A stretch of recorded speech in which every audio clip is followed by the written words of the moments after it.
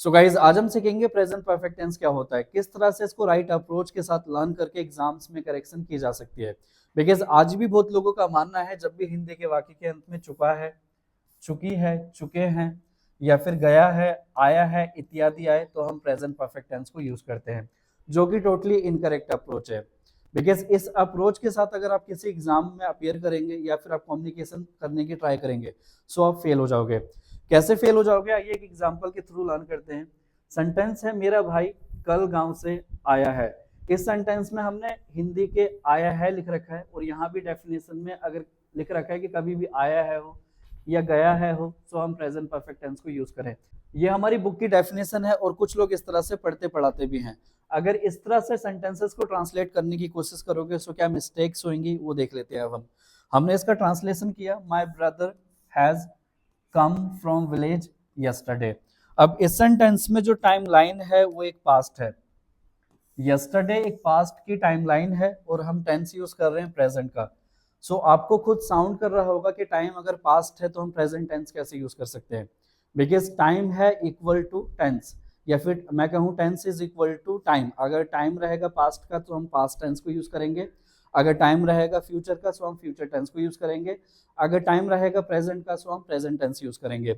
ये गलत है बिकॉज टेंस है हमारा प्रेजेंट और टाइम है हमारा पास्ट। सो आइए लर्न करते हैं किस राइट अप्रोच के साथ इस टेंस में हम मास्टरी कर सकते हैं, किस तरह से हम आइडेंटिफाई करेंगे हमें प्रेजेंट परफेक्ट टेंस को यूज करना है ना कि किसी अदर टेंस को। सो जब भी कभी कोई ऐसी सिचुएशन हो, an action which starts in past and finishes in present और an unfinished action of past, means जब भी कभी कोई एक्शन कोई एक्टिविटी पास्ट में स्टार्ट हुई हो और उसकी फिनिश होने की जो टाइमलाइन है वो प्रेजेंट है, तब हम प्रेजेंट परफेक्ट टेंस को यूज करते हैं। डजंट मैटर के हिंदी के वाक्य के अंत में चुका है, चुके हैं, गया है, आया है, क्या आ रहा है, अगर ये डेफिनेशन कहीं सिचुएशन में किसी भी सिचुएशन में फिट बैठेगी तो आप प्रेजेंट परफेक्ट टेंस को यूज कर सकते हो। या फिर अगर कोई एक्टिविटी पास्ट में स्टार्ट हुई हो और उसका इम्पैक्ट उसका इफेक्ट प्रेजेंट में आपके है, तब भी हम प्रेजेंट परफेक्ट टेंस को यूज करते हैं। आइए अब इसके स्ट्रक्चर्स को हम लर्न करते हैं और उन स्ट्रक्चर्स को यूज करके सेंटेंसेस को फॉर्म करते हैं। किस तरह से हम प्रेजेंट परफेक्ट टेंस के स्ट्रक्चर्स को यूज करके सेंटेंसेस लिख या बोल सकते हैं।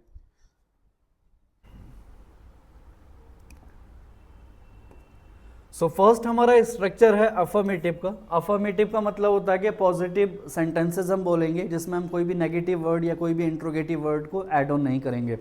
सो अफर्मेटिव का स्ट्रक्चर होता है, सब्जेक्ट लिखेंगे हम। सब्जेक्ट अगर आपका आई है, यू है, वी है, दे है, दीज है, दोज है या प्लोरल नेम्स है, सो हम हैव को यूज करेंगे।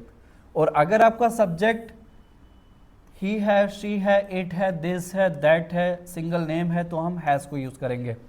फिर उसके बाद वर्ब की थर्ड फॉर्म यूज करेंगे जिसको हम पास्ट पार्टिसिपल के नाम से भी जानते हैं। देन आफ्टर हम पुट करेंगे एन ऑब्जेक्ट। उसके बाद कुछ एग्जाम्पल्स गिवन है हमारे पास, इनको गो थ्रू करते हैं और लर्न करेंगे किस तरह की सिचुएशंस में हम इस टेंस को यूज करते हैं। वेरी फर्स्ट सेंटेंस इज वह जा चुका है। सो इस सेंटेंस में पास्ट में एक्शन स्टार्ट हुआ और इसका इम्पैक्ट, इसका जो प्रभाव पड़ रहा है वो प्रेजेंट में पड़ेगा। सो देयरफॉर हम इस सेंटेंस को ट्रांसलेट करेंगे प्रेजेंट परफेक्ट में। वह की इंग्लिश होगी ही, और ही एक सिंगुलर सब्जेक्ट है, यहाँ हमने मेंशन कर रखा है, ही के साथ हम हैज़ को यूज़ करेंगे। सो हैज़ हमने यूज़ कर रखा है। उसके बाद वर्ब की थर्ड फॉर्म यानी कि पास्ट पार्टिसिपल को हमने यूज़ करना है, वो हम यूज़ कर चुके हैं। सो इसका ट्रांसलेशन होगा he has gone. And the next sentence is हम लोग खाना खा चुके हैं। सो हमको इंग्लिश में वी बोलते हैं, वी के साथ हम हैव को यूज़ करेंगे। हमने हैव यहाँ लिख रखा है और ईट की थर्ड फॉर्म होती है ईटन। उसके बाद में ऑब्जेक्ट हमारा हो गया the food, we have eaten the food. इस तरह से हम सेंटेंसेस को फॉर्म कर सकते हैं प्रेजेंट परफेक्ट टेंस को यूज़ करके। अब इस सेंटेंस में हम खाना खा चुके हैं, ये पास्ट में एक्शन स्टार्ट हुआ बट उसका इम्पैक्ट, उसका प्रभाव प्रेजेंट में है। सो इससे हमारा एक कॉन्सेप्ट और जनरेट होता है कि अगर कभी भी इफेक्ट प्रेजेंट में हो, अगर किसी भी एक्शन का इफेक्ट प्रेजेंट में हो, इफेक्ट प्रेजेंट में है, तो हम प्रेजेंट परफेक्ट टेंस के स्ट्रक्चर को यूज करेंगे। And the next sentence is Sita ने खाना बनाया है। So Sita has cooked the food. अब सीता ने खाना पास्ट में बनाना स्टार्ट किया होगा, बट प्रेजेंट में उस खाने को बनाना फिनिश कर दिया। सो देयरफॉर हमने इस सेंटेंस में भी प्रेजेंट परफेक्ट टेंस को यूज कर रखा है। And the next sentence is Rahul और राधा स्कूल गए हैं। Rahul and Radha have gone to school. जब कभी भी हम दो नेम्स को ऐड ऑन करेंगे एंड से कंजुगेट करके, तब भी हम यूज करते हैं हैव को, बिकॉज एक ये राहुल है, दूसरा ये राधा है, एक और एक मिला करके दो हो गए, और प्लोरल के लिए हम क्या यूज करेंगे, हैव को यूज करेंगे। Rahul and Radha have gone to school. And the last but not least, किसी ने मेरी बाइक चुरा ली है। So somebody has stolen my bike, it means के पास्ट में कोई एक्शन हुआ, उसका इम्पैक्ट, उसका प्रभाव मेरे प्रेजेंट में है। मेरे प्रेजेंट में उसका इम्पैक्ट है, अब मेरे पास बाइक नहीं है। somebody has stolen my bike. So जब कभी भी इफेक्ट, उसका प्रभाव प्रेजेंट में पड़े, तब भी हम प्रेजेंट परफेक्ट टेंस को यूज करते हैं। सो आई होप इसका आपको अफर्मेटिव स्ट्रक्चर यानी कि पॉजिटिव स्ट्रक्चर समझ आ गया होगा, किस तरह से हम पॉजिटिव स्ट्रक्चर को यूज करके सेंटेंसेस को फॉर्म कर सकते हैं। आइए अब इसका नेगेटिव स्ट्रक्चर देखते हैं, किस तरह से हम नेगेटिव स्ट्रक्चर को यूज करके सेंटेंसेस को फॉर्म करेंगे। सो नेगेटिव स्ट्रक्चर के लिए सब्जेक्ट लिखेंगे, फिर हैव या हैज लिखेंगे। हैव या हैज के बाद हम बस नोट को ऐड कर देंगे, उसके बाद वी थर्ड फॉर्म लिखेंगे, देन ऑब्जेक्ट लिखेंगे। एग्जाम्पल्स आर, उन लोगों ने हमें कुछ नहीं बताया है। उन लोगों का दे हो गया, और दे के साथ हम हैव को यूज करते हैं, हैव के बाद नोट ऐड करेंगे, देन टोल्ड हो जाएगा बताने का मतलब। और किसको नहीं बताया, हमें नहीं बताया, हमको अस बोलते हैं। और क्या नहीं बताया, कुछ नहीं बताया, कुछ नहीं को हम एनीथिंग बोलते हैं। They have not told us anything. And the next sentence is, वह नहीं आया है।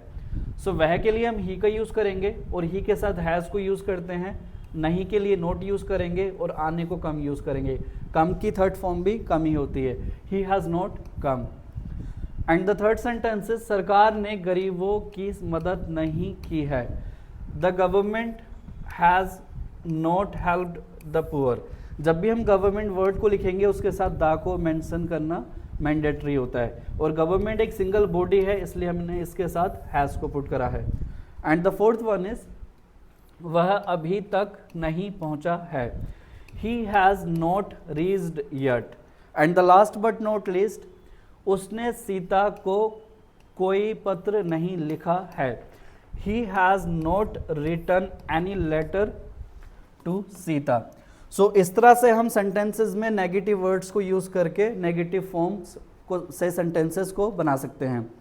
आइए अब इसका इंट्रोगेटिव स्ट्रक्चर देखते हैं, किस तरह से हम इंट्रोगेटिव स्ट्रक्चर को यूज करके सेंटेंसेस को फॉर्म कर सकते हैं।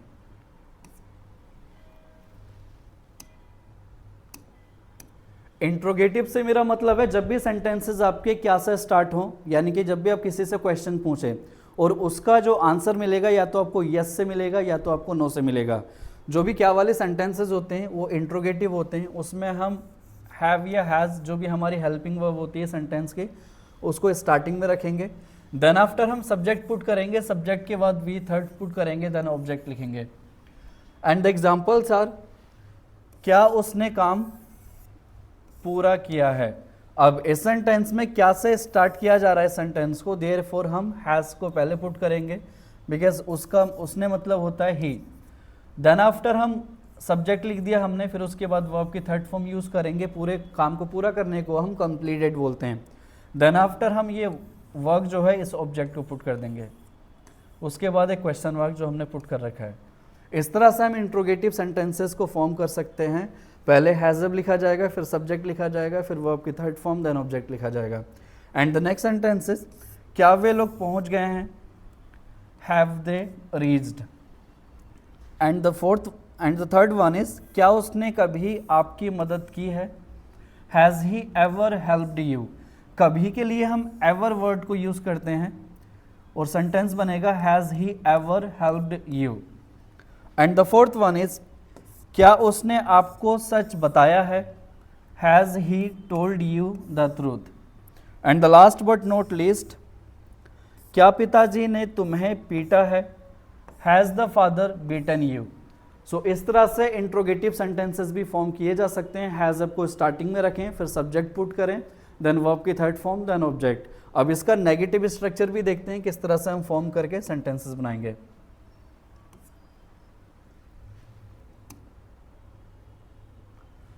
सो जो इंट्रोगेटिव नेगेटिव होता है उसके लिए हम पहले हैज हैव लिखेंगे, उसके बाद सब्जेक्ट, अब सब्जेक्ट के बाद बस हम नोट ऐड कर देंगे, देन वर्ब की थर्ड फॉर्म, फिर object. And the sentences are, क्या वे लोग अभी तक नहीं पहुंचे हैं, इसमें हम क्या के साथ साथ नहीं को ऐड कर देंगे। सो इसका ट्रांसलेशन होगा have they not reached yet. अभी तक के लिए हम येट वर्ड को यूज़ करते हैं। जब भी अगर आपने कभी अभी तक बोलना हो तो येट को आप यूज़ कर सकते हैं, या फिर आप स्टिल को यूज़ कर सकते हैं। इन दोनों वर्ड्स को यूज़ करा जाता है इसके सेंस में। एंड द नेक्स्ट इज, क्या उसने कभी आपकी मदद नहीं की है। Has he not helped you ever, कभी के लिए हम एवर वर्ड को यूज़ करते हैं। एंड द नेक्स्ट इज, क्या पुलिस ने चोरों को गिरफ्तार नहीं किया है। Have the police not arrested the thieves. And the next is, क्या राहुल और काजल गांव नहीं गए हैं। Have Rahul and Kajal not gone to village. मैं पहले ही आपको मेंशन कर चुका हूं, जब भी हम दो नामों को ऐड करेंगे एंड से कंजुगेट करके जोड़ करके तो हम हैव को यूज करेंगे। And the last but not least, क्या माँ ने खाना नहीं खाया है। Has the mother not eaten the food. So इस तरह से हम इंट्रोगेटिव और प्लस नेगेटिव सेंटेंसेस भी फॉर्म कर सकते हैं जब भी आप क्या नहीं वाले सेंटेंसेस को फॉर्म करना चाहें। अब लास्ट स्ट्रक्चर को देखते हैं इसके, जो कि है WH वर्ड्स। कुछ लोग WH वर्ड्स को WH फैमिली के नाम से भी जानते हैं, जो कि टोटली इनकरेक्ट है। WH फैमिली नाम के कोई भी टर्म नहीं होते इंग्लिश में, या तो WH वर्ड्स बोलें या तो WH कैटेगरी बोलें। सो आइए किस तरह से सेंटेंसेस फॉर्म करते हैं WH वर्ड्स को यूज़ करके देखते हैं।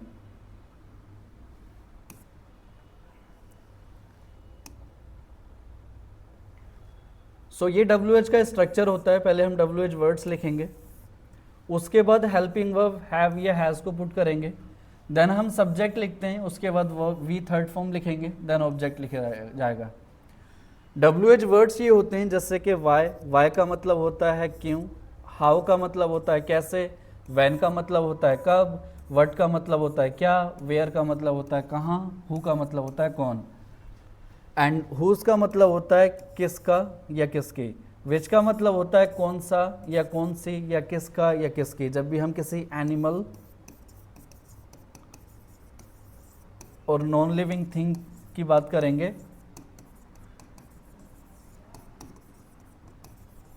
तो हम विच को यूज़ करेंगे, और जब भी हम इंसानों के अधिकार की बात करेंगे तो हम हुज का यूज़ करेंगे। और हुम का मतलब होता है किसको, हुम का यूज़ करा जाता है ऑब्जेक्टिव केस में। एंड द सेंटेंसेस आर, उसने रिमोट कहाँ रखा है। सो इस सेंटेंस को WH वर्ड से स्टार्ट करा जा रहा है, where has he kept the remote. WH words का मतलब होता है कि या तो सेंटेंस आपका W से स्टार्ट हो या तो H से स्टार्ट हो। उसके बाद हम हेल्पिंग वर्ब को पुट करते हैं, देन हम सब्जेक्ट पुट करते हैं, उसके बाद वर्ब की थर्ड फॉर्म, देन ऑब्जेक्ट लिखा जाता है। एंड द नेक्स्ट सेंटेंसेस, तुमने मेरे लिए क्या किया है। अब क्या को इंग्लिश में वर्ड बोला जाता है, हमने वर्ड फर्स्ट में लिख दिया, उसके बाद हेल्पिंग वर्ब लिखेंगे सब्जेक्ट के अकॉर्डिंग, देन वर्ब की थर्ड फॉर्म पुट करी जाएगी, देन फॉर मी लिखा जाएगा, फिर question mark. And the next is, मैंने तुमसे कब झूठ बोला है। कब के लिए हम व्हेन को यूज करते हैं, उसके बाद हैव यूज करा हमने, बिकॉज आई के साथ हैव को यूज करा जाता है, उसके बाद वर्ब की third form, then to you, उसके बाद क्वेश्चन मार्क पुट करा। एंड द नेक्स्ट इज, आपने किसे सूचित किया है। किसे या किसको के लिए हम होम का यूज करेंगे, उसके बाद हैव यू ऐड कर दिया, देन यू लिखा जो सब्जेक्ट है, उसके बाद सूचित का मतलब इन्फॉर्म्ड होता है, whom have you informed। This is how हम WH स्ट्रक्चर को यूज करके सेंटेंसेस को बोल या लिख सकते हैं। आइए अब इसका नेगेटिव स्ट्रक्चर देखते हैं, किस तरह से हम WH वर्ड्स में भी नेगेटिव वर्ड्स को ऐड करके सेंटेंसेस को बोल या लिख सकते हैं। सो जब भी हम नेगेटिव सेंटेंसेस बनाएंगे WH स्ट्रक्चर को यूज करके, WH वर्ड्स पहले लिखे जाएंगे, फिर हैव या हैज लिखा जाएगा सब्जेक्ट के अकॉर्डिंग, उसके बाद नोट ऐड कर देंगे सब्जेक्ट के बाद, देन वर्ब की थर्ड फॉर्म, फिर ऑब्जेक्ट, उसके बाद question mark. And the examples are, उसने तुम्हारे लिए क्या नहीं किया है। क्या को हम वर्ड बोलते हैं, उसके बाद हैज यूज किया बिकॉज सब्जेक्ट हमारा सिंगुलर है, सब्जेक्ट के तुरंत बाद हमने नोट ऐड कर दिया, देन आफ्टर हमने डन यूज किया जो कि थर्ड फॉर्म है, उसके बाद for you. So what has he not done for you. And the next sentence is, तुमने क्यों नहीं पढ़ाया है। क्यों के लिए हम वाई को यूज करते हैं, और तुम जो कि यू है, यू के साथ हैव को यूज किया जाएगा, देन आफ्टर नोट ऐड करा, देन टीच की थर्ड फॉर्म टॉट होती है, why have you not taught. And the next sentence is, मैंने तुमसे कब बात नहीं की है। कब के लिए अगेन हम व्हेन को यूज करेंगे, और उसके बाद हेल्पिंग वर्ब यानी कि हैज अब यूज की जाएगी अकॉर्डिंग टू द सब्जेक्ट। इसमें सब्जेक्ट हमारा आई है, सो हमने हैव को यूज किया, उसके बाद नोट, देन बात करने को टॉक्ड बोलते हैं, then to you. And the next sentence is, उसने किससे नहीं पूछा है।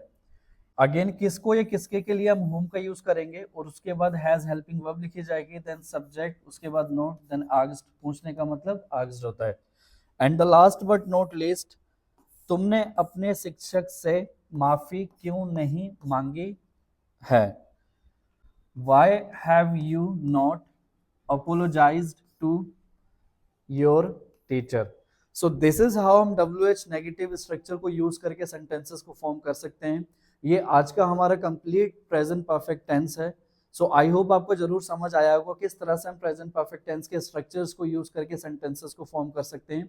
किसी भी उस बात को बोलने या लिखने के लिए जो पास्ट में स्टार्ट हुआ हो एक्शन, लेकिन उसका प्रेजेंट में इम्पैक्ट पड़े या प्रेजेंट में वो फिनिश्ड हो। अगर आपको वीडियो इन्फॉर्मेटिव लगी हो तो प्लीज सब्सक्राइब कर दें और बेल आइकन पर प्रेस कर दें ताकि फ्यूचर की अपडेट सबसे पहले आप तक पहुंच सके।